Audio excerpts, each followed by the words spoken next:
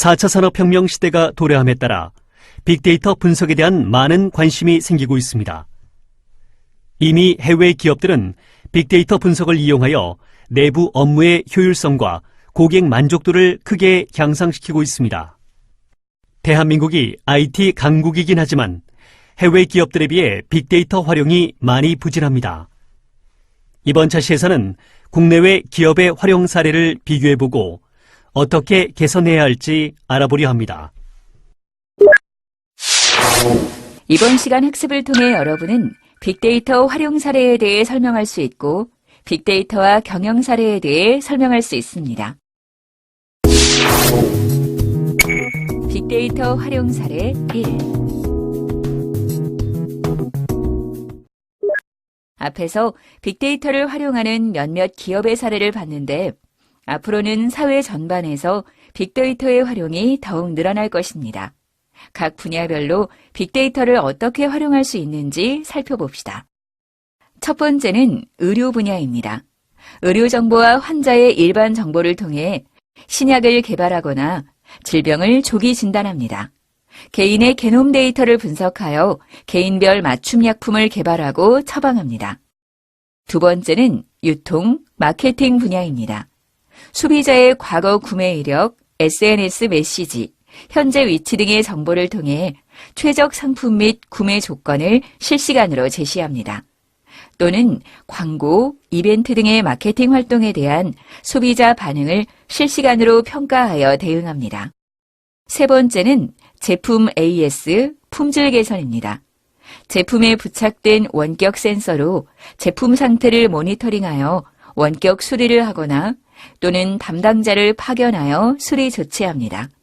제품 사용 패턴, 고장 이력 등의 정보를 차기 제품 개발에 반영합니다.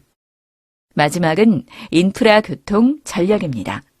스마트폰, 차량 내비게이션 위치 등을 활용하여 실시간 최적 경로를 제시합니다. 과거의 기후, 날씨 정보, 전력 사용 패턴 등의 정보를 활용하여 실시간 전력 요금을 설계하고 발전 설비 건설 계획을 수립합니다. 자, 이제 분야별 빅데이터 활용 방법을 기반으로 빅데이터 활용 사례, 즉 구글 독감 증상 예보, 오바마를 승리로 이끈 빅데이터 선거, 서울시의 심야버스 노선, 구글 경기 동향지수 개발, 이상금융거래 탐지 시스템, 트로리아, 부동산 가격 및 예측 사이트에 대해 알아봅시다. 빅데이터 활용 사례의 첫 번째는 구글 독감 증상 예보입니다. 홈페이지에서 독감 증상이 있는 사람들이 늘어나면 기침, 발열, 몸살, 감기약 등 관련 어휘를 검색하는 빈도가 늘어난다는 사실이 발견되었습니다. 이를 통해 시간별, 지역별 독감 관련 검색어 빈도를 지도에 표시함으로써 독감을 예보할 수 있습니다. 이 방식으로 구글은 2009년 2월 구글 독감 동향이라는 독감 확산 조기 경보 체계를 미국 보건당국보다 앞서 마련하였습니다. 실제로 미국 질병통제예방센터의 데이터와 비교해본 결과 검색 빈도 및 실제 독감 증세를 보인 환자 숫자 사이에 매우 밀접한 상관관계가 있음이 확인되었습니다. 이는 빅데이터를 통해 실시간으로 사용자 의도를 분석할 수 있으며 그로부터 더 빠르고 정확한 통계를 확보할 수 있음을 잘 보여줍니다. 파란색 선은 구글의 독감 동향 예상치이고 회색 선은 미국 질병통제센터에서 공개한 인플루엔자 의사 환자 발생 데이터입니다. 빅데이터 활용 사례의 두 번째는 오바마를 승리로 이끈 빅데이터 선거입니다. 오바마 캠프는 유권자 성향 분석을 출마 2년 전부터 준비하였습니다. 오바마 캠프에서는 빅데이터를 통해 설득 가능한 사람이 누구인지 분석하고 그 사람이 어느 골목의 누구인지까지 알아내어 선거에 활용하였습니다. 이처럼 미국 대선 후보들은 정치 헌금 기부 명단, 소유 차량, 구독 신문, 선호 브랜드, 각종 면허, 신용카드 정보, 소셜 네트워크 서비스 등 다양한 빅데이터의 분석을 통해 유권자 개개인의 성향을 파악해 개인별 맞춤형 선거운동을 전개했습니다.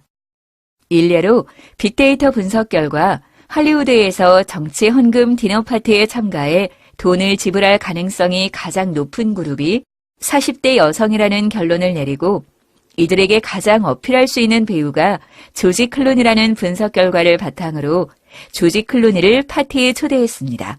또한 모의 선거를 실시하고 결과에 근거해 선거 경합 지역에 오바마 지지자를 대상으로 SNS를 통한 맞춤형 메시지를 보내 지지를 호소했습니다. 이와 같은 빅데이터 선거의 결과로 오바마가 대통령으로 당선될 수 있었습니다. 빅데이터 활용 사례의 세 번째는 서울시의 심야버스 노선입니다. 새롭게 추가된 7개 노선은 최신 빅데이터를 활용해 실수요를 예측하고 도심 강남을 중심으로 시내를 가로지르는 방사 형태의 네트워크를 구축해 지역별 균형을 맞춘 것이 특징입니다. 빅데이터로는 올해 3월 한 달간 매일 자정부터 05시까지 이용된 이동통신사 KT의 통화량 데이터 30억 건이 활용되었습니다. 빅데이터를 분석한 결과 심야 시간대 강남, 홍대, 동대문, 신림, 종로 등의 유동인구가 집중된 것으로 나타나 시가 애초 계획했던 6개 노선의 일부 운행 구간을 그에 맞추어 조정했다고 합니다. 빅데이터 활용 사례의 네 번째는 구글 경기 동향 지수 개발입니다.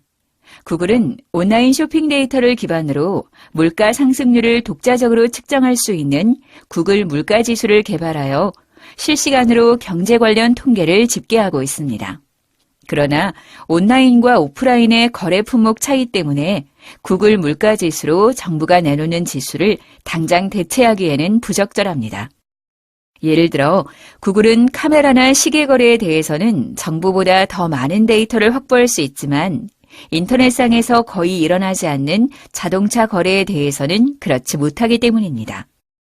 하지만 갈수록 인터넷을 통해 처리되는 일의 범위가 확대되면서 구글 지수의 활용 가능성은 점차 커지고 있습니다. 가령 실업급여 같은 검색어를 입력하는 누리꾼 수를 파악하면 실업률 관련 동향을 빠르게 파악할 수 있다는 얘기입니다. 빅데이터 활용 사례의 다섯 번째는 이상금융거래 탐지 시스템입니다. 이상금융거래 탐지 시스템은 금융거래 이용자의 전자금융거래 정보를 분석하여 이상 유무를 분석하고 이상이 있을 시에는 계정을 차단하는 시스템입니다. 도이치은행, 아메리카은행, 체이스은행 등의 은행들은 신용카드의 과거 트랜잭션 데이터들을 바탕으로 금융사기 감지 및 방지, 신용위험 감소를 위한 신용등급 설정 및 분석 모델을 구축하였습니다. 모든 트랜잭션이 이 모델을 거치는데 이러한 모델의 구축은 빅데이터 시스템의 도움 없이는 불가능합니다. 마지막 빅데이터 활용 사례는 트로리아 부동산 가격 및 예측 사이트입니다. 트로리아는 미국 부동산 기업으로 현재 구글 맵스 API를 사용하여 각 지역의 부동산 판매가, 임대가, 거주 주민의 개인 자산, 이전 범죄 발생 건수, 학교 수, 도로 교통 상황, 식당, 은행, 주유소, 마트 등의 위치 정보, 지역 날씨 및 지형 정보 등 다양한 거주 관련 관심 정보를 제공하여 매달 3천만 명의 웹 사용자와 1천만 명의 모바일 앱 사용자들을 보유하고 있습니다. 빅데이터 활용 사례 2.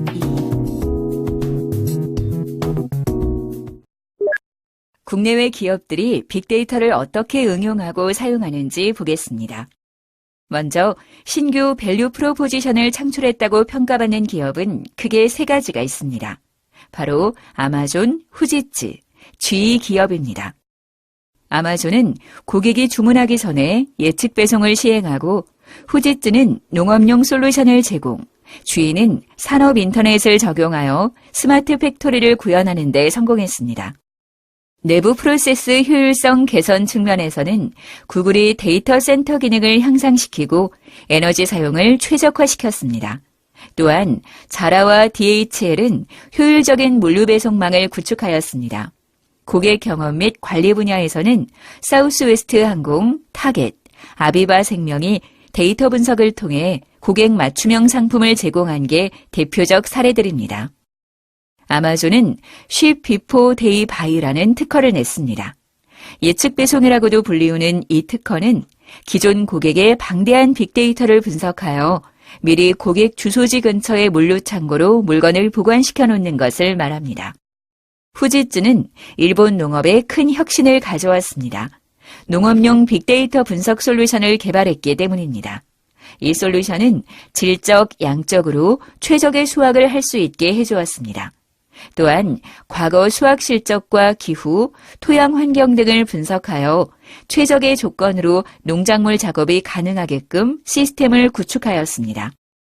스마트 팩토리 혹은 인더스트리얼 인터넷은 빅데이터 기술을 활용한 산업 인터넷입니다. GE는 프리딕스라는 빅데이터 분석 플랫폼을 개발하여 생산성을 향상시키고 IT 기술을 발전시켰습니다. 디지털 비디오를 스트리밍하는 넷플릭스는 고객의 미리 설정한 취향을 토대로 추천 서비스를 제공합니다. 이 같은 서비스를 통해 고객들의 80%는 넷플릭스가 추천해주는 컨텐츠를 시청합니다. 3천만 명 이상의 고객이 스트리밍 데이터를 확보하여 시니매치라는 알고리즘을 반영합니다. 이를 바탕으로 자체 컨텐츠도 개발에 나서고 앞으로 출시할 컨텐츠의 인기 정도를 예측이 가능합니다. 보통의 일기예보와는 다르게 NTT 도코모는 전국 4천여 곳에서 풍향, 기온, 습도, 강우, 꽃가루 등의 정보를 수집하고 저장하여 앱으로 개개인별 맞춤형 서비스를 제공합니다. 인릭스는 약 1억 개의 엔드포인트로부터 크라우드 소싱 방식으로 수집된 모든 정보와 변수를 합성하여 목적지까지 최단 시간 내에 도착할 수 있는 내비게이션을 제공하고 있습니다. 단순 실시간 교통 현황뿐만 아니라 도로공사 스케줄, 스포츠 경기, 공연, 기상 정보 등 많은 변수를 고려한 정보를 제공합니다. 구글은 방대한 온라인 데이터를 수집하고 분석하고 제공하는 기업이기 때문에 데이터 센터의 성능이 무엇보다 중요합니다. 하지만 성능을 최대치로 끌어올릴수록 에너지 소비량도 비례하여 증가하게 됩니다. 그래서 두 마리 토끼를 잡기 위한 기준점을 잡고 최적의 상태로 운영을 하고 있습니다. DHL은 하루 단위로 배송 정보를 분석합니다. 이 분석 정보는 수신자의 위치, 지리적 요소, 실시간 교통 상황 등을 고려하여 빠른 배송을 지원하고 이렇게 얻어진 빅데이터를 토대로 물류센터와 배송의 질적 향상을 가져옵니다. 자라는 스파 브랜드를 대표하는 기업 중에 하나입니다. 이러한 성취를 할 수 있었던 비결은 자라가 운영하는 전 세계 매장의 판매 현황을 분석하고 실시간으로 대응하여 고객 수요가 높은 의류를 즉각 공급할 수 있는 물류망을 구축했기 때문입니다. 사우스웨스트 항공은 탑승객마다 차별화된 광고 전략을 실시했습니다. 엑시엄 DB를 사용하여 탑승객의 구매 패턴과 구매 습관을 분석하고 좌석 스크린에 광고를 합니다. 타겟은 온라인, 오프라인에서 임신에 대한 전반적인 사안들을 수집하고 분석하여 고객의 임신 여부를 높은 확률로 추정할 수 있는 빅데이터 분석법을 만들었습니다. SKT는 지오비전이라는 서비스를 개발하여 상권이나 지역을 수집 분석하여 활용하고 있습니다. 삼성에서는 브라이틱스라는 다양한 분야에 이용할 수 있는 솔루션을 개발하였습니다. 생산시설에서 생산되는 물건을 실시간으로 분석하고 물류 리스크 모니터링을 통하여 생산성을 증대시키고 있습니다. 헬스케어 분야에서는 환자의 유전체 분석을 하여 어떠한 질병을 앞으로 갖게 될지 발병 가능성이 높은 신체 부위를 예측합니다. 또한 초고속 유전체 분석 서비스와 치료법, 학술 정보 등을 병원의 의료진이나 연구진에 통합 제공하는 빅데이터 서비스를 제공합니다. 각 의료기관들로부터 모든 임상 데이터, 병원 재무 성과, 진료 기록 등을 수집하고 분석하여 상호 공유를 하거나 동일 질병을 갖고 있는 환자들의 데이터 서비스를 제공합니다. 구글 무인차는 300여 개의 센서로 빅데이터를 수집하고 분석하여 실시간 운전 의사결정을 함으로써 100만 마일을 무사고로 주행하는 데 성공하였습니다. 구글의 스마트카에는 천장에 레이저 거리, 이동 감지 장치가 탑재되어 있고 앞면 유리에는 교통신호 변화를 감지하는 장치가 부착되어 있습니다. 또 바퀴에는 위치 파악기, 범퍼에는 차와 사물이 떨어져 있는 거리를 측정하는 전파 탐지기가 부착되어 있습니다. 리테일 넥스트라는 소프트웨어는 CCTV를 통해서 소비자가 매장의 어느 위치로 이동하는지, 오래 머무는 위치가 어디인지 등을 분석하여 판매 전략에 적용하고 있습니다. 또한 스마트폰 앱을 통해서 고객이 매장에 방문했을 때 판매원에게 그 고객의 선호도와 구매 기록을 보내서 맞춤형 접객 서비스가 가능하게끔 만들었습니다.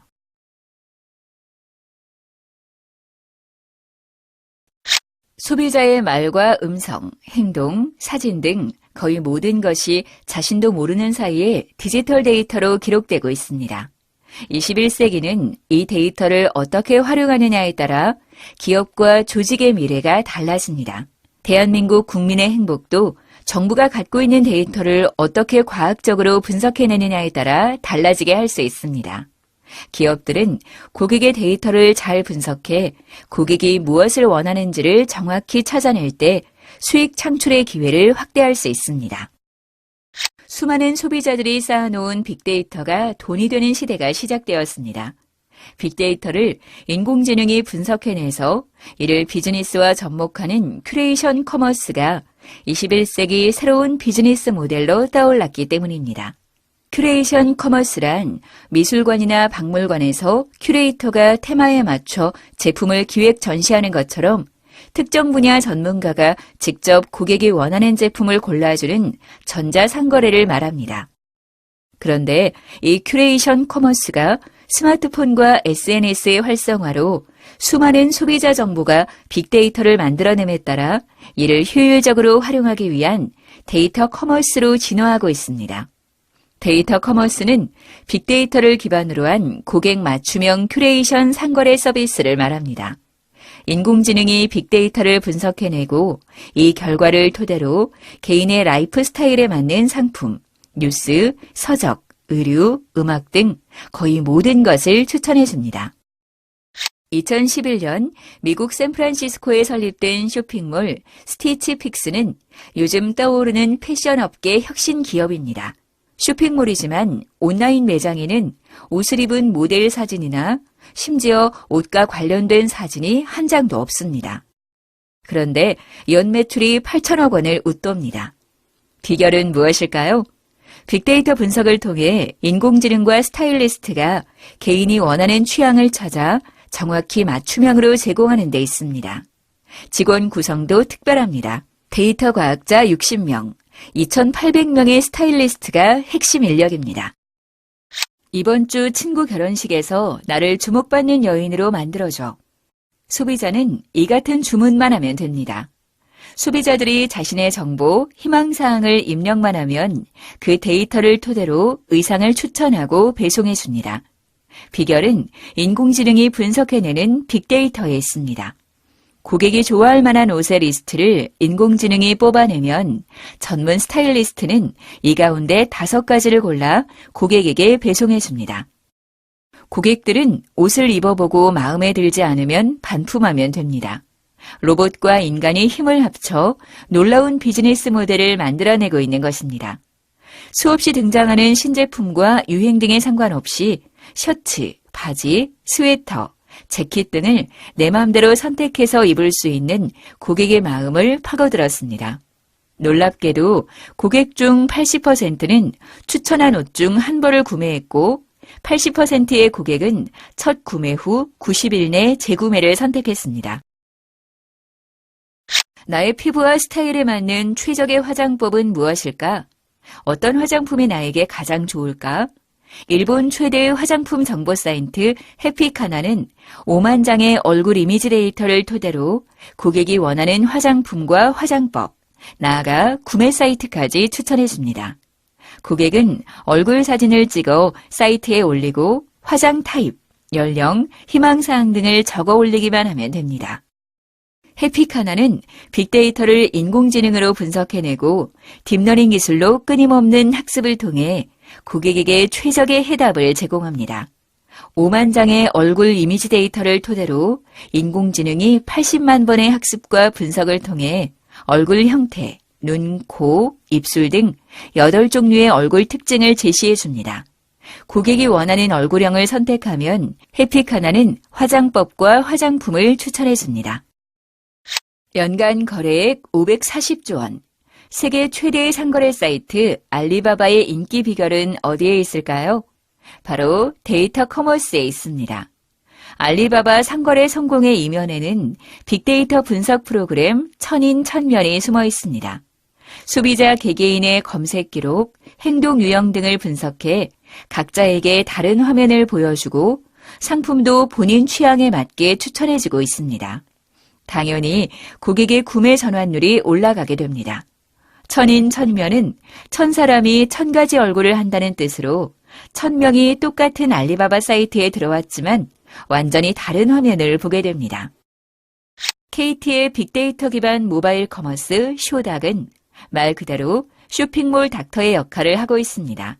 쇼핑 말고 구매자의 상품 정보를 빅데이터 기반으로 연결해 소비자 성별, 연령, 지역 등 정보에 따라 맞춤 상품을 추천해 줍니다.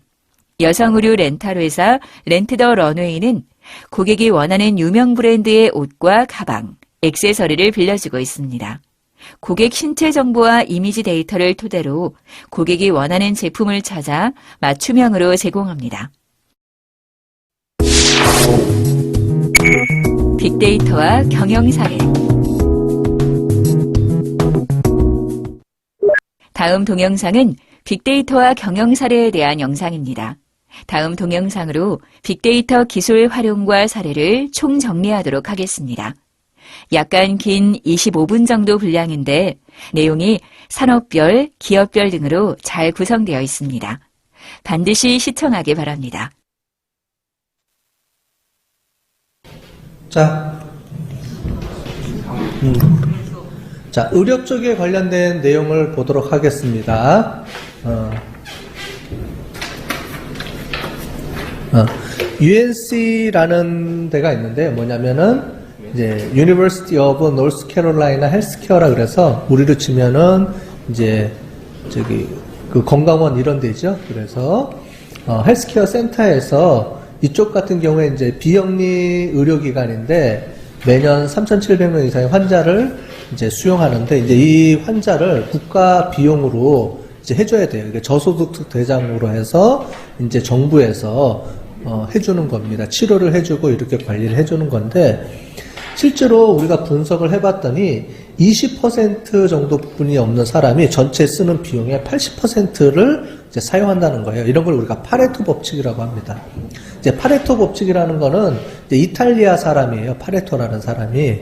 그래서 이탈리아에 있는 땅을 이 사람이 이제 경제학자인데 땅 있잖아요. 이탈리아에 땅이 있는데 그 땅을 사람들이 어떻게 소유하고 있는지를 분석을 해봤더니 전체 땅의 80%가 실제로는 20%의 사람이 그 땅을 소유하고 있다는 거예요. 그래서 그 사람이 이 이론을 내세워서 이 파레토 법칙이라고 우리가 얘기를 하는 겁니다. 무슨 얘기냐면 전체 부가 있는데 그 중에 80%는 실제로는 20%가 다 소유하고 나머지 20%를 80명이 다 소유하고 있는 거죠. 그죠? 실제로 우리나라 땅의 토지도 나눠보면은 거의 부자들이 다 크게 다 소유하고 있죠. 그 얘기예요. 그리고 여러분들 공부하는 사람들 100명 중에 20명만 열심히 공부하지 나머지 80명은 공부 안 하시죠? 아니죠. 우리는 80명이 공부하죠. 그런 내용입니다. 그래서 국가에서도 얘기하면은 국가에 20%만 똑똑한 사람이 있으면 이 국가를 살릴 수가 있다고 얘기를 해요. 뭐 그런 얘기들 할 때 쓰는 게 이제 파레토 법칙입니다. 어쨌든 질병을 이제 쓰는데 비용 중에 20%가 거의 비용을 다 소모하다 보니까 어떻게 하면은 이 사람들을 빨리 잘 캐치해내서 치료를 해서 돈을 덜 적게 들게 치료할 수 있게 하는 그런 거를 빨리빨리 파악해내야 되는 거죠. 우리나라 같은 여러분들은 이제 해당이 안 되지만 우리나라도 이제 여러분들 부모님들 보면 짝수년도 홀수년도 해가지고 짝수년도는 이제 짝수 이제 연도에 태어나신 분들은 매번 정부에서 무료로 해서 의료보험에서 이제 검사를 무료로 해줍니다. 그죠? 요즘. 왜냐면은 그게 질병 발생해서 쓰는 비용보다 더 싸다는 거예요. 미리 사전에 검사해서 그 질병에 안 걸리게 하고 초기에 발견해서 해주는 게 사회적으로 보면 그게 더 싸다는 얘기예요. 그래서 정부에서 돈을 대줘서 무료로 매번 이제 홀수년, 짝수년 정해가지고 이제 1년에 2년마다 한 번씩 이제 건강검진을 받습니다.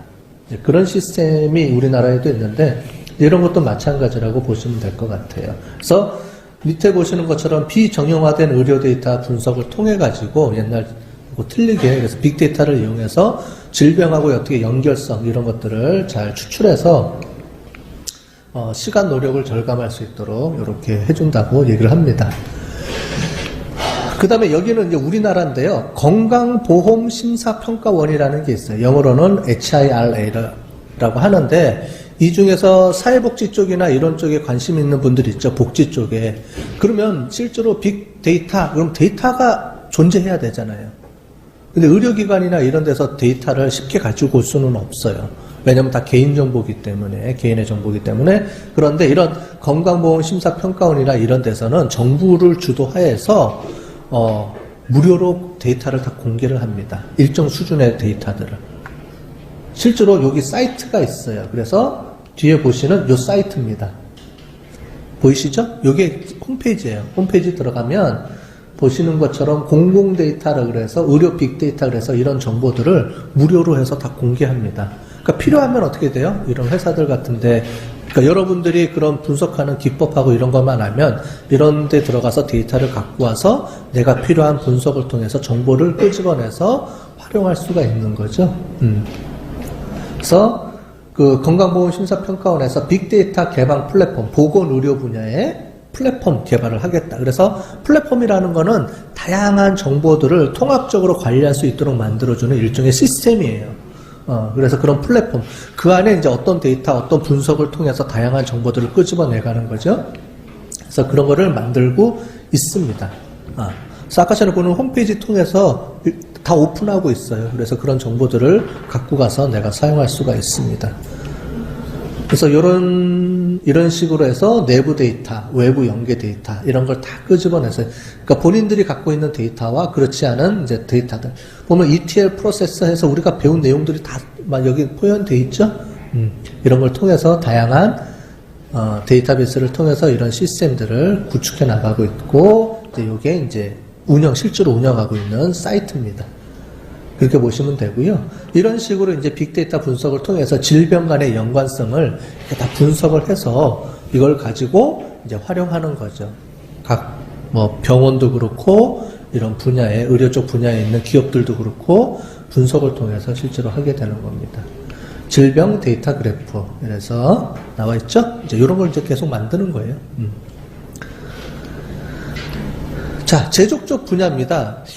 일반 고객 만족도 이런 쪽은 많이 쓰는 건 알겠는데, 이런, 이제 상품 만드는데, 이게 어떻게 활용이 될까? 빅데이터 분석이 이제 그렇게 되는데요. 실제로는 제조 쪽에서도 많이 쓰입니다. 그래서, 제너럴 일렉트릭에서는 이제 항공 운영 시스템에서 항공이 지연되면은 거기 엄청난 매연하고 이런 게 많이 발생한답니다. 그러니까 1시간, 2시간 이렇게 지연되면은요. 그럼 사전에 이 비행기가 문제가 있는지 없는지를 체크해서 사전에 수리를 미리 하거나 아니면 아예 미리 사전에 운항을 중지해서 빨리 수리를 맡길 수 있도록 그렇게 가야 된다는 거죠. 그래서 오히려 시작하려고 뜨려 그러다가 갑자기 문제가 생겨서 지연돼서 발생하는 손익이 더 크다는 거예요. 그래서 그런 것들을 미리 사전에 예방할 수 있도록 하는 건데 우리가 배웠던 IoT 있죠. IoT. 그죠? Internet of Things에서 IoT에서 핵심이 이제 센서들. 각 부품들이 본인들이 갖고 있는 센서들을 실제로 관제센터나 이런 서비스 센터하고 계속 일일이 정보를 주고받으면서 체크를 하는 거죠. 나 살아있어. 나 지금 잘 작동해. 이런 걸 계속 체크업을 하면서 일일이 그러니까 필요할 때 자동으로 이제 할 수 있게끔 만들어주는 지능형 운영 시스템을 도입을 해서 운영한다. 이런 내용입니다. 그래서 부품들과 그 속에 있는 센서들이 전부 다 연동이 돼서 움직인다는 거죠. 그래서 정비 사전에 이제 진단 예측하고 있다. 이런 내용을 이제 발표하고 있습니다. 여기 이제 그 내용입니다. 이렇게 보면 이제 시스템들 있죠. 이 시스템에 맞춰가지고 이제 사람들이 다 체크업을 하는데 이게 이제 자동으로 이제 운영이 되는 거죠. 그런 내용들을 하고 있고요. 그다음에 현대중공업 같은 경우에 또 이제 필요하게 되는 거죠. 그래서 어떻게 운영이 되는지를 그 다음에 한번 보도록 하는데, 실제로 이제 공정 분석이라는 게 있습니다. 이제 어떻게 하면 작업을 어떻게 움직여 나가는지 이런 분석 시스템이 있는데, 제조할 때 그런 시스템 라인을 이제 최적화시킬 수 있도록 만들어 나가는 거죠. 그래서 이제 클라우드 기반의 공정 분석 플랫폼을 이제 만들어 가지고 이렇게 운영이 되고 있습니다. 보시는 것처럼 이런 시스템을 도입을 해서요, 이제 분석을 하는데, 이제 프로세스 패턴 분석 이런 걸 통해서 하게 되는 거예요. 그래서 잘 보시면 A, B, C, D 이게 이제 각각의 하나의 프로세스입니다. 여기서 이 작업하고 그 다음 작업 이렇게 넘어가는 건데, 여기 보면은 똑같은 패턴들이 이제 존재하는 것들이 있죠. 이제 이런 것들을 분석을 해서 거기에 이제 로드가 걸리는지 안 걸리는지를 체크업해서 더 빨리 처리할 수 있도록 만들어주거나, 중복되는 것들이 중복 안 되게 해주거나 뭐 이런 것들을 얘기를 하는 겁니다. 자, 그런 걸 통해서 이제 파악을 해서 이제 이런 것들을 다 분석하는 거는 우리가 배웠던 다양한 이제 통계학적 분석 기법, 데이터 마이닝, 기계 분석, 이제 기계 학습 이런 걸 통해 가지고 이런 것들을 다 분석을 하는 거예요. 그럼 이제 이런 것들이 결과가 나오면은 이 결과를 응용해서 이제 실제로 도입을 이제 경영에 활용을 하는 거죠. 그래서 이런 프로세스도 파악을 하고요. 또 한 가지 보시면 이게 작업 공정들입니다. 공장 딱 보시면 이게 소셜 네트워크 분석한 건데, 소셜 네트워크 어널리시스를 한 건데, 중간에 똥똥 이렇게 두 명 있죠. 이 두 명. 이 두 개가 뭐냐면 A쪽 파트 사람과 B쪽 파트 사람들을 연결해주는 허브 역할을 해주는 사람이에요. 이제 요 사람들. 이제 요 사람들을 잘 컨트롤하면 어떻게 돼요? 일이 수월하게 되는 거죠. 그 양쪽을 연계해주는 요 포인트들입니다. 이런 것들이 이제 소셜 네트워크 분석을 통해서 연결망을 통해서 누가 핵심 인물인지 이런 걸 발견해내는 거죠. 공정에서도 누가 이 공정 전체를 움직여 나가는 핵심 인물이고, 그런 걸 발견해내서 그 사람들을 잘 관리해주면 훨씬 더 빠르게 움직이게 되는 거죠. 이런 것도 가능하다는 거예요. 이런 분석들도. 그 다음에 재난 공공에서 공공사업 쪽은 워낙 지금 많이 하고 있습니다. 전 세계적으로 국가 차원에서도 하는데 주로 의료 쪽 분야, 의료 쪽하고 이제 그 재난 쪽하고 이쪽으로 가장 많이 국가에서 많이 하고 있죠. 그래서 보시는 것처럼 민원 정보 활용하는 시스템, 어느 민원이 가장 많으냐, 뭐 이런 것들도 이제 분석 통해서 이제 움직이고 있고요. 그다음에 범죄 예방 활동하는 것들이 있죠. 그래서 어느 지역에 어느 범죄가 많다, 어느 시간대가 가장 많다 그러면은 이제 순찰도 그 시간대에 더 많이 인원을 배정해서 돌리고 이렇게 운영하는 거죠. FBI 같은 경우에 이제 유전자 시스템 통해서 이제 코디스라고 하는 거 있죠. 여러분들 미드에서 많이 보죠. 그래서 집어넣으면 돌려서 빨리빨리 바로바로 유전자 정보 획득하는 거. 그렇게 해서 보면 여기 보는 것처럼 이제 1시간 이내 그런 것들이 나올 수 있도록 이렇게 되는 거죠. 그 다음에 지능형 정보 시스템 뭐 이런 것들은 이제 보시면 되고요. 이탈리아 것도 그렇고. 그 다음에 우리나라에서 이제 추진하고 있는 게 지금 KT하고 이제 보건복지부 쪽하고 얘기해서 조류 인플루엔자 AI라고 하죠. AI에 대한 확산 경로 이런 것들을 통해서 왼쪽에 오른쪽에 보시는 것처럼 이렇게 분석을 합니다. 그래서 이런 핸드폰이나 이런 걸 통해 가지고요 어떻게 이동했는지 이런 걸 추적하는 시스템이에요. 그래서 검역본부하고 기지국 활용해서 이제 AI 확산 지역을 예측하는 모델링을 만듭니다. 그래서 이렇게 실제로 발생했던 지역과 그 다음에 이 시스템을 통해서 분석한 예측 시스템하고 거의 일치하게 이렇게 분석되는 게 보이시죠? 어디서 발생됐는지 보이는 이런 시스템들이 이제 나오죠. 이런 게 다 빅데이터 분석을 통해서 이제 만드는 건데, 그죠? 정형화된 데이터, 비정형화된 데이터. 여기 같은 경우는 이제 KT랑 연동을 해서 이제 시스템 기반망을 구축하고 있는 겁니다.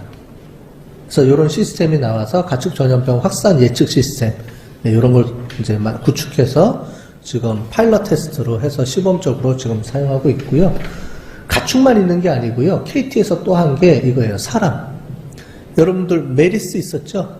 그죠? 지난번에 한번 메리스 때문에 엄청나게 한국이 들썩들썩 거렸잖아요. 이제 그렇게 되면 어느 지역에서 이 사람이 어떻게 움직였는지에 대한 동선, 그 다음에 이 사람을 거쳐간 사람들, 이게 다 나와야 되잖아요. 그죠? 자, 그렇게 파악할 때 어떻게 파악을 해야 돼요? 그 사람이 위치 추적은 뭘로 알 수 있어요? 핸드폰. 여러분들 다 켜놓고 다니죠? 내가 지금 여기서 강의하고 있잖아요? 그럼 만약에 제가 메리스에 걸렸다고 합시다. 그러면 KT에서는 내 핸드폰에 있는 위치 추적 딱 하면 여러분들 핸드폰 위치 하는 게 다 떠요. 개별적으로 다 확인되잖아요. 이 기지국 반경에. 그죠? 그럼 여기 있는 사람들 다 대상으로 해서 검사할 수가 있는 거죠. 그러면 그 다음 사람, 이 사람이 또 움직였다? 그럼 그 사람의 위치 경로에서 움직였던 사람들. 요즘 핸드폰이 위치 추적이 되기 때문에 나라에 내가 누구를 만났는지 이런 거 다 확인되잖아요. 서로 거쳐갔는지. 그죠? 물론 이 정보를 오픈하느냐 안 하느냐 뭐 여러 가지 이제 이슈가 있지만, 그래서 그걸 통해서 이제 사스라는가 이제 이런 것들이 이제 오는 것들을 통해서 하는데, 해외 같은 데 갔을 때는 어떻게 하느냐, 이제 로밍 해갖고 가죠, 우리가 보통. 근데 로밍 하는 사람도 있고 안 하는 사람도 있어서 이제 좀 문제가 되긴 하는데, 로밍 해갖고 가면은 이제 그쪽의 나라에 있는 기지국하고 연결이 돼요. 그쪽 나라에 있는 이제 핸드폰 이제 통신회사랑 연동돼서 그쪽의 정보를 우리가 갖고 올 수 있으면 저희가 그 사람이 누구랑 또 연동했는지까지 다 파악이 되는 거죠. 그래서 아마 이쪽 분야는 아마 유엔하고 연동이 돼가지고 전 세계적으로 아마 같이 연동시켜서 같이 움직이자 뭐 이걸 지금 추진하고 있는 것 같아요. 그래서 KT 쪽에서 지금 이 시스템을 구축을 해서 움직여서 이렇게 하고 있습니다. 그래서 보건복지부 질병관리본부하고 해서 연동해서 미리 사전에는 어느 지역에 뭐가 어떤 질병이 이제 지금 발생했으니까 조심해라 뭐 이런 것까지 사전에 정보 제공하고, 사후에 들어왔으면은 이 사람이 그 지역을 방문했다 그러면 어떤 문제가 생겼다 그러면 추적해가지고 같이 연동해서 밝혀내는 이런 시스템 또 다 구축이 되는 거죠. 그 다음에 이거는 여러분들이 한번 봤죠? 잘 아시죠? 서울시 심야버스, 그죠? 했던 거에 대한 부분입니다. 그래서 얘도 아마 KT 쪽하고 연결됐을 거예요. 그래서 KT하고 서울시하고 이제 CDR이라는 걸 한 겁니다. CDR이 뭐냐면 Call Detail Record라 그래서 이제 전화 기록이죠. 쉽게 얘기하자면. 이 전화 기록을 가지고 서울시하고 연계해가지고 데이터 분석을 통해서 어떤 시간대에 어느 지역의 사람들이 가장 몰리는지에 대한 노선을 파악을 해가지고 이제 그러니까 노선을 구축한 거죠. 버스 노선을, 심야버스 노선을 어디부터 어디 거쳐서 어떻게 가자 이런 것들을 구축을 해서 지금 한 10몇 개의 지금 운영되는 걸로 알고 있는데요. 그렇게 움직이고 있습니다. 그래서 그거 할 때 이제 KT 빅데이터 분석 플랫폼을 이용을 해서 분석을 해서 이제 그 노선을 이제 조정한 거죠. 그래서 이런 식으로. 그래서 보시는 것처럼 이제 이렇게 보면 벌집 모양으로 돼 있죠? 육각형 벌집 모양으로 돼 있어요. 그게 뭐냐면 우리가 이걸 셀이라고 합니다. 셀. 세포처럼 돼 있는데 이게 뭐냐면 핸드폰의 기지국에서 움직이는 단위가 나중에 여러분들 통신학 개론 이런 거 배울 시기가 있을 거예요. 경영학 쪽에 오면 통신 개론이 있어요. 그러니까 정보통신 개론이 있는데 그런데 들으면 이렇게 핸드폰이 어떻게 작동하는지 원리도 배우고 하는데 거기 보면 이제 이런 핸드폰들은 반경이 셀이라는 걸 통해서 구역을 나누게 됩니다. 육각형으로. 그래서 보시는 것처럼 이 셀들이 이제 이게 기지국이라고 보시면 돼요. 기지국에서의 그 바운더리들. 그래서 이걸 통해서 이런 식으로 해서 어느 지역이 가장 밀집되어 있고, 이 색깔 보이시죠? 색깔. 그죠? 색깔이 이제 진한 게 사람들이 많이 모여 있고 뭐 이런 거를 나타내 주는 거니까 그때 당시 이런 걸 가지고 어떤 노선으로 어떻게 이제 할지를 이제 시뮬레이션을 이제 통해서 하고 그걸 실제로 최종 노선을 이렇게 만들어서 이제 운영을 하게 되는 거죠. 다양하게 활용하고 있죠? 그죠? 우리가 모르는 사이에 이미 많이 쓰고 있어요. 자, 그렇게 보시면 되고요. 그 이외에 여러분들이 이제 창업을 하거나 빅데이터는 큰 기업에서만 사용하는 거잖아요. 그렇게 생각할지 모르는데 실제로 작은 기업들, 중소기업이나 아니면 여러분들이 혹시 나는 창업하고 싶어 이런 사람들은 그 빅데이터를 활용 못하느냐, 그게 아니라는 거예요. 다양하게 활용할 수도 있고 그런 사람들을 위해서 빅데이터를 정보를 가공해서 제공해주는 회사도 있고, 물론 이제 돈을 좀 줘야 되겠지만 다양하게 지금 이제 그런 사업들이 진행이 되고 있습니다. 자, 그러면 중소기업에서 어떻게 활용했는지에 대한 사례를 잠깐 보여드릴게요. 큰 데 말고 뭐 대기업이나 이런 데가 아니더라도 이제 스테디톡이라는 사례가 있습니다. 이게 최근에 이제 국가에서 이제 여러 가지 돈을 주고 시범 사업들을 많이 하고 있거든요. 그 중에 이제 우수 사례로 올라온 거라서 제가 하고 있는데, 화상은 이제 스테디톡이라는 게 이제 학원이에요, 학원인데, 자, 여기 보는 것처럼 화상하고 전화 영어 요즘 이제 많이 하고 있는데, 처음에 이 스터디톡이라는 회사에서 학원에서 운영하고 있는 게 화상 전화 영어는 직장인이 또는 대학생이 이제 고객이라고 생각을 하고 그쪽에서 타겟 마케팅을 계속 해왔습니다. 자, 그런데 한번 진짜 그럴까 해서 한번 분석을 해봤어요. 여기 보는 것처럼 고객군이 어딘지를 찾아내기 위해서 분석 대상해서 정보는 이제 뉴스나 트위터라든가 커뮤니티 블로그, 카페 이런 데서 이 스터디톡이 어떻게 활용되는지 이제 이런 것들을 이제 자연어 검색 통해 가지고 이렇게 한 게 되죠. 예, 그래서 그런 걸 했을 때 쫙 봤더니 스터디톡이라는 용어와 같이 사용되고 있는 연령대가 실제로 봤더니 오히려 어린아이하고 초등학교 쪽이 더 많다는 거예요. 전화 영어나 화상 영어가. 보통 직장인이나 대학생들이 영어 공부하기 위해서 많이 사용할 거다라고 했었는데 실제로 이런 SNS 분석을 통해서 봤더니 오히려 초등학생 미만의 학생들이 이런 화상 영어하고 영어 음성 이런 쪽에 더 관심도 많고 더 많이 하고 있다는 거예요. 그래서 이런 걸 새로 발견한 거예요. 그래서 원래 마케팅 의도하고는 전혀 다른 쪽으로 지금 시장이 형성되고 있다는 걸 알아낸 거죠. 그래서 그거를 이제 어떻게 운영할 것인지를 가지고 이렇게 한 거고요. 실제로 직장인 대학생들은 평균 수강 기간이 한 4개월 정도 하면 이제 포기하는 거죠. 길어야 4개월 정도 되고 시간은 이렇게 가려져 있어. 10몇 분 정도 되는데 초등학생은 약 30분이고 한 1년 가까이 유지가 되죠. 그러면 당연히 이 회사 스터디톡 같은 경우는 누구를 잡아야 돼요? 애들을 잡아서 하는 게 훨씬 더 유리하죠. 그죠? 근데 여태까지 이걸 몰랐다는 거죠. 현상이 이렇게 되는지를 몰랐는데 이런 그러니까 빅데이터 분석을 통해서 이런 걸 발견해낸 거죠. 그래서 이런 게 있구나 해서 바꿨어요. 그래서 베이직 과정 이런 것들을 바꿔서 주니어 맞춤형 과제라는 것들로 변경해서 운영을 해서 이제 수익을 창출할 수 있었다. 뭐 이런 사례가 있더라고요. 그 다음에 이제 미스틱, 브라이언 아이드 걸즈라고 아시죠? 거기에 관련된 이제 회사죠. 기획회사인데 2년 4개월 만에 이제 컴백하는데 어떻게 하면 이 부하거를 홍보를 어떻게 하면 할까에 대한 것도 빅데이터 분석을 통해서 한 겁니다. 그래서 실제로 어떻게 하면 홍보를 컨텐츠를 그러니까 이미지를 어떻게 가야 되고 어떤 프로그램에 참여를 해야 되고 이런 거죠. 이런 것들을 이제 하기 위해서 여기도 이제 트위터 분석도 하고 이렇게 쭉 해왔습니다. 해왔더니 부하거래에 대한 거와 연동돼 있는 검색어, 그러니까 연관된 단어가 이제 여자 아이돌 중에서 이제 음색 깡패라는 이제 그런 노래 잘한다는 말이죠. 그런 노래 잘한다. 뭐 그 다음에 아이돌 서열 뭐 이런 것들이 실제로 다른 거에 비해서 사람들이 SNS를 통해서 부하거래에 대한 여러 가지 단어들 인상이 이렇게 나왔다는 거예요. 그래서 실력을 이제 가창력 있는 실력파, 그 다음에 센 언니 이런 중심으로 가자라는 이제 마케팅 컨셉을 세워야 되겠죠.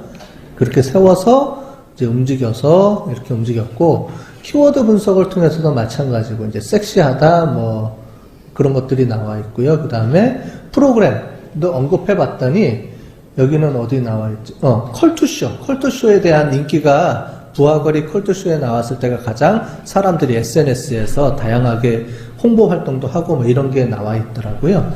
그래서 이제 컨셉을 잡는 거죠. 프로그램은 컬투쇼로 가자. 컬투쇼에 가서 이제 프로그램 홍보를 하자. 그 다음에 이미지는 센 언니 중심으로 해서 이제 그렇게 가자 해서 이제 걸크러쉬라는 거를 통해서 이제 홍보를 했죠. 그래서 컴백할 때 뭐 이런 식의 광고 홍보를 이제 실제로 홍보 영상을 냈고요. 그 다음에 이제 컬투쇼 가가지고 이제 다시 거기서 이제 했던 내용들 컴백할 때 이제 그런 것들도 다 홍보도 이런 식으로 다 움직인다는 거예요, 그냥. 그죠? 옛날에는 그냥 마케팅 쪽에서 그냥 마케팅 사람들이 회의를 해서 이럴 거다라는 회의 또는 서로 주변에서의 여러 가지 이제 반응들 이런 걸 갖고 움직일 수밖에 없었는데 지금은 이런 홍보 툴들이 있고 빅데이터 분석을 통해서 사람들이 안 물어봐도 자기네들이 좋아하는 걸 계속 트위터나 이런 데 올리잖아요. 그러니까 실시간으로 사람들이 어떤 생각을 갖고 있는지를 다 분석해서 그걸 활용할 수 있다는 얘기죠. 이런 세상이 왔다는 거죠. 그렇게 해서 했다라는 겁니다. 그래서 뭐 컬투쇼 출연했던 거, 그래서 엠넷에서 이제 1등 달성했다. 뭐 이런 내용을 가지고 이렇게도 다양한 분야에서도 활용이 가능하다라는 거를 이제 보여준 겁니다.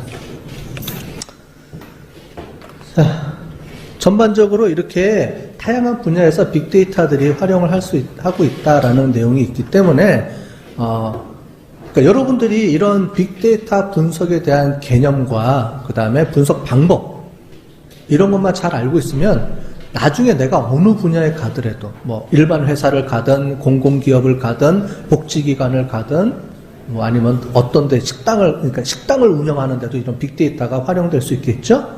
식당 메뉴 고르는 것도 분석을 해보면 아까 전에 카드 회사랑 연동이 돼서 다 된다 그랬잖아요. 어느 시간대에 어느 지역에 어떤 물건이 어떤 음식이 많이 팔리고 이런 것까지 다 분석이 되는 시대라는 거죠. 그러니까 그걸 알고 분석을 해서 경영에 접근하는 사람과 그렇지 않은 사람하고는 경쟁력에서 차이가 나겠죠. 그죠? 그러니까 그걸 여러분들은 그거를 이제 도구로 갖고 가는 거죠. 잘 배우시면 여러분들은 이제 그게 경쟁력이 되는 거죠. 다른 사람들은 못 하잖아요. 나만 할 수 있잖아. 우리만. 배운 사람들은 할 수 있죠. 그러니까 그런 거를 잘 배우자는 게 전체적인 내용이었습니다. 지금까지 빅데이터 기술의 활용과 비즈니스 모델에 대해 학습하셨습니다. 수고하셨습니다.